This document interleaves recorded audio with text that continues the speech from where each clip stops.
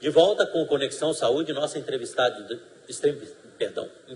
de hoje, a doutora Sandra Ribeiro, está conversando conosco sobre doenças reumáticas, ela é reumatologista, conversou conosco no bloco anterior sobre artrite reumatoide, nós temos algumas imagens aí, se puder a produção já colocar, para a doutora explicar.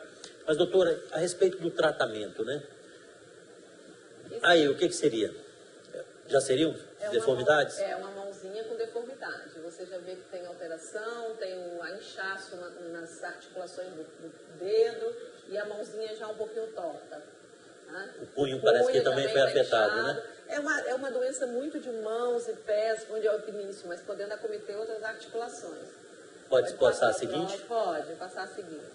Olha, essa mãozinha aqui é um paciente de artrite psoriásica. Parece com artrite reumatoide, mas não é. O paciente tem dor nas mãos também, com essa deformidade, os dedinhos diminuídos, e tem a lesão de pele também, que é a psoríase. Né? A seguinte? Esse paciente já tem uma deformidade, provavelmente aqui é uma artrite reumatoide, que já levou uma artrose secundária, onde fez um geno valro dos joelhos, né? Ok, mas vamos lá. E tratamento da artrite reumatoide, assim, nós conversamos que é um tratamento, como é uma doença crônica, a senhora bem explicou, né? Então, um tratamento que não pode parar, né? Não é, eu vou tomar remédio por 1 mês, 2 meses, melhorei e parei. Não pode, não é verdade? Isso. Igual hipertensão, igual diabetes, também não pode parar. Mas o tratamento é a base de quê? É a base de corticoide? Não. Né? O paciente, ele tem as drogas que a gente chama drogas que modificam o curso da doença. Então, são várias medicações. Você pode dar um anti-inflamatório, o corticoide muitas vezes a gente usa no início para o paciente melhorar a dor, e ele precisa de usar a medicação, que são essas modificadoras, por longo tempo. Inclusive, elas demoram um pouco a responder, né? Porque o paciente fala assim, mas eu não melhorei. Ela vai ter uma resposta 2 a 3 meses. E também você, se não melhora com uma medicação, existem várias medicações. O importante, como eu coloquei antes, é fazer o diagnóstico, tratar corretamente, não desanimar. E além disso também tem uma outra coisa importante, além do medicamento, a fisioterapia. O paciente fortalecer a musculatura, fazer a fisioterapia. E uma coisa assim que é muito mito, assim, quando você tem uma junta inchada ou se você está doendo, você tem que forçar a articulação para você não ficar acamado. A gente recebe o paciente muito com essa ideia, é ao contrário. Artrite reumatoide, quando o paciente tem muito edema, muito inchaço nas juntas, ele tem que ficar em repouso, porque ele vai melhorar, o repouso é importante. Quando ele começa a melhorar, ele pode fazer uma atividade física, pode fazer a fisioterapia, ou deve fazer, porque ele tem que fortalecer a musculatura, mas tudo com orientação.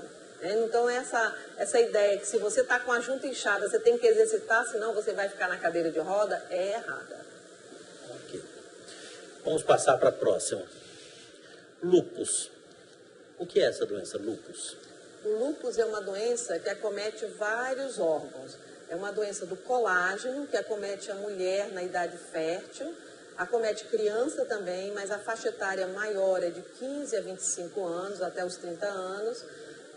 O que acontece? Pode ter um quadro da junta, mas tem uma diferença da artrite reumatoide. A junta, ela inflama, dói, mas ela não deforma. Então, o paciente tem um acometimento da junta sem deformidade. Raramente ele vai ter deformidade. Mas ele tem acometimento do coração, do pulmão, do rim, da pele, faz lesão de pele, que a gente chama o rash malar, faz uma lesão bem na bochecha, poupando essa asa do nariz. E também quando ele vai ao sol, a gente chama de fotossensibilidade. Ele fica também com a pele vermelha e tem várias alterações na pele, que é o lúpus. Existe o lúpus, que é só de pele, né, que é o lúpus cutâneo, o lúpus discoide, e existe o lúpus que acomete os órgãos. Mas é um reumatismo que a gente chama sistêmico. O que quer dizer isso?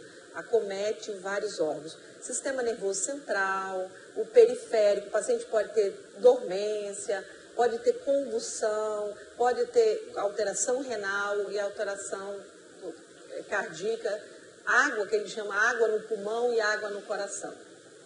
É o derrame. Explicou bem o que é lúpus, tá? Explicou bem mesmo, mas vamos lá. E o que pode desencadear? Existe algum fator que pode funcionar assim como gatilho? Apertei o gatilho e aparecer com lúpus? Todas as doenças do colágeno, as doenças reumatológicas, a não ser as de partes moles, tem um fator estresse, né? Estresse imunológico, e tem um fator viral, que é o que se coloca. São doenças que não tem uma causa conhecida, né? Você tem a predisposição genética, quer dizer, você nasce com aquela predisposição de ter aquela doença, chega uma fase que você pode ter um fator que vai apertar seu fator gatilho. Ou que? Uma infecção viral, né? Uma baixa da sua imunidade pelo estresse emocional, aí a doença aparece. E é muito comum aparecer pós-gravidez ou durante a gravidez. Entendi. É por isso que tem muita crença assim, que está relacionada à gravidez, a questão do lúpus, né? Isso. Muitas mulheres, na gravidez, elas já começam a fazer hipertensão arterial e começa a aparecer a doença, ou logo no puerpério, onde o lúpus aparece. E que sintoma, eu sei que é uma variedade de sintomas, como você falou, mas que sintomas podem ser considerados, se existe isso, iniciais? Mas o que eu quero é o seguinte, como você pode alertar a população assim, tipo, olha, isso pode ser lúpus, você tem que procurar o médico. O paciente que tem essas lesões de peles, umas lesões na face, discoide, umas lesões vermelhas, ou quando vai ao sol, tem uma reação ao sol, faz a pele também avermelhada. Não é esse vermelho de você ficar coradinho pelo sol, bronzeado. O que mais assim vê no paciente do lúpus que chama atenção são as lesões de peles, né? Que o paciente pode ter, ou muitas vezes ele vai ao dermatologista, não vai ao reumatologista. E outros, como assim, o acometimento renal. A gente vê muito paciente de lúpus que vai a pronto-socorro, ou vai ao médico, está com um exame de urina alterado, trata como infecção e não é infecção. É o lúpus. Então, aí é mais difícil de o paciente detectar. Então, assim, quando você tem um sintoma, né? Ou você tem falta de ar, ou você tem essas lesões de pele, ou você tem algum sintoma que está te cansando, você tem que procurar primeiro um clínico. Agora, se você já conhece, é uma doença que a gente pensa que é conhecida e não é. Quando o paciente tem a doença, você dá o diagnóstico e fala assim, nunca vi falar disso. Mas é um dos reumatismos que tem uma gravidade importante. Que é importante você dar o diagnóstico logo, não deixar o paciente acometer, porque o que acontece, uma coisa importante do paciente que tem lúpus, ele tratar corretamente. Muitos abandonam o tratamento, são meninas jovens, então tem que ter um apoio da família, a família tem que estar consciente da doença, ajudando, porque elas param o tratamento, aí perdem a função renal, aí vão para a diálise. Já era a próxima pergunta, a Adriana Santos aqui está perguntando se o lúpus é uma doença só da mulher. Não, o lúpus acomete o homem. A frequência maior é na mulher, mas pode acometer o homem e acomete criança. E quando acomete o homem e criança, a doença muitas vezes é mais grave. E pode ser hereditário também? Assim, mamãe tem lúpus, a menina tem mais risco de ter do que outras? Ela não é uma doença genética, como a hemofilia que você tem na família. Certo. Mas todas as doenças, é como assim, eu digo, se você tem diabético na família, você tem mais chance de ter diabetes. Se você tem alguém, tia, irmã, alguém que tem lúpus, você tem uma chance maior. Mas isso também não quer dizer que você vai ter. É como artrite reumatoide também. Mas assim, você não tem que ficar naquela ansiedade que você vai ter a doença. Senão a gente não vai viver com qualidade de vida. O importante na vida é a gente viver com qualidade de vida. Né? Mas se você tem alguém na família, tem alguns sintomas que o seu não está bem, procure um médico, tente esclarecer. Já fala que também tem lúpus na família, isso é né? importante, né? Quando você faz a anamnese, nós médicos fazemos essa história do paciente, a gente tem que perguntar, você tem algum reumatismo na família? Você tem alguma doença na família? Isso é fundamental. E para essas pessoas que abandonam o tratamento, o seu alerta qual é? Porque não causa deformidade, né? Mas causam outras sequelas mais graves. Você poderia exemplificar, quer dizer, o porquê de você alertar tanto? Pode levar a quê? O lúpus não tratado? Pode levar a grandes deformidades. O paciente pode ter lesões neurológicas graves, deixar sequela, parar de andar. O paciente pode ter problemas graves renais, que a gente vê muito paciente lúpico fazendo diálise, por não estar tratando corretamente. e hoje a gente sabe que tem vários tratamentos, você tem que buscar esse tratamento, e esse tratamento tem que ser periódico, você tem que estar no teu reumatologista, dizendo o que está acontecendo. Como a doença é sistêmica, aí você usa muito o corticoide, a paciente tem as complicações do corticoide, usa outros medicamentos que cai a sua defesa, cai a sua imunidade, eles fazem também infecção. Né? Então tem um risco maior para infecções. Risco maior para infecção. A própria doença já diminui a sua defesa imunológica. E mais o tratamento. Mais o tratamento. E assim, um alerta que eu falo assim, trate, não fique, muitas vezes o paciente fica deprimido, porque são meninas jovens, vão tomar corticóide, tem as lesões de pele. Então você tem que tratar, tem que aderir teu tratamento, tem que tirar tuas dúvidas com o teu médico, ou ir no psicólogo, isso é muito importante, o acompanhamento emocional. E uma outra coisa que eu comentei antes, o apoio da família. A família precisa participar muito do tratamento. Né? A família precisa participar do tratamento. A Ana Maria, de Manaus também, muito obrigado, Ana Maria, pela participação. Quanto tempo uma pessoa pode viver com lúpus? Tem pacientes que têm 70 anos, depende da doença, depende do tratamento, depende da aderência.